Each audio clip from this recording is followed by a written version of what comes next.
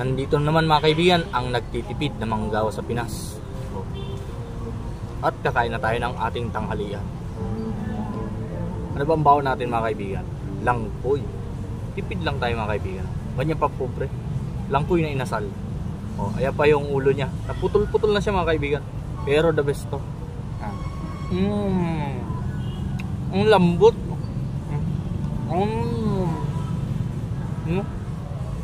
May piga pa. Yung itlog. May itlog sa loob.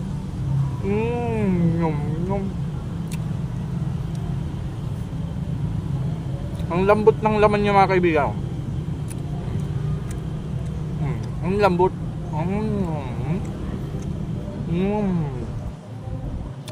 24 pesos lang ang bili ko nung isang piraso ng langkoy.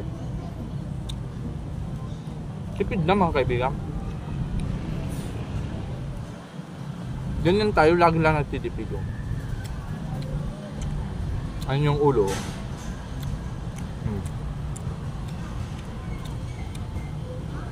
Ang sarap ng piga.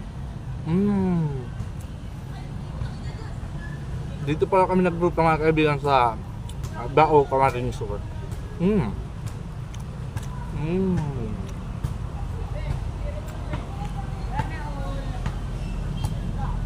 Walang humpay ang pagtitipid natin mga kaibigan.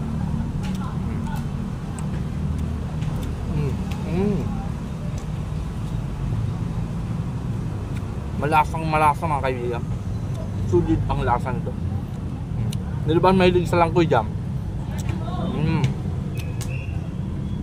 Yummy.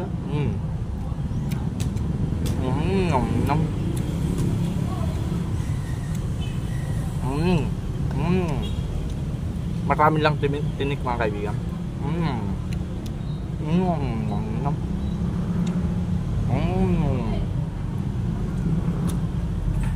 Ito naman oh.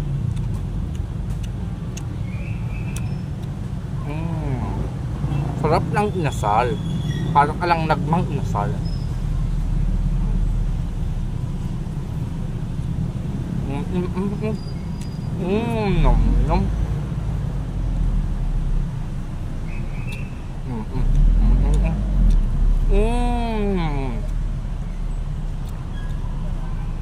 Ganito lang talaga ako mga kaibigan, laging nagtitipid para ma-preserve natin ang kinikita natin pera sa trabaho.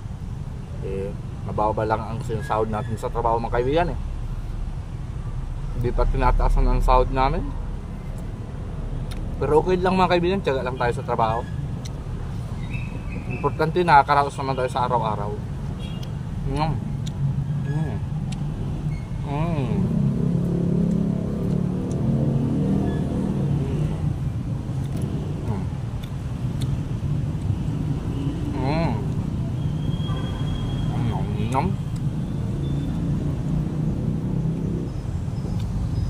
Hirap ang buhay mga kaibigan sa Pilipinas, pero okay na nandito lang tayo sa Pinas kasi lagi natin nakakasama ang ating pamilya.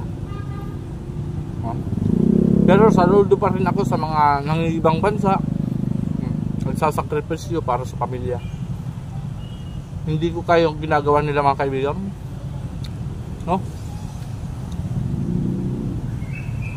Pero marami pa rin nakikipagsapalaran sa ibang bansa. Tayo naman nakikipagsapalaran dito sa Pinas. At yung iba sanay na sa buhay sa Pinas kagaya ko.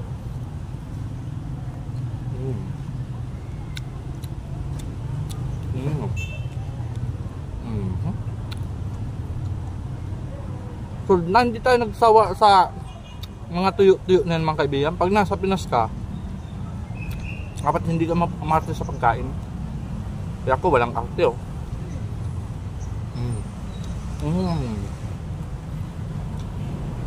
Importante magusog ka sa araw-araw at hindi ka magtrabaho gutom.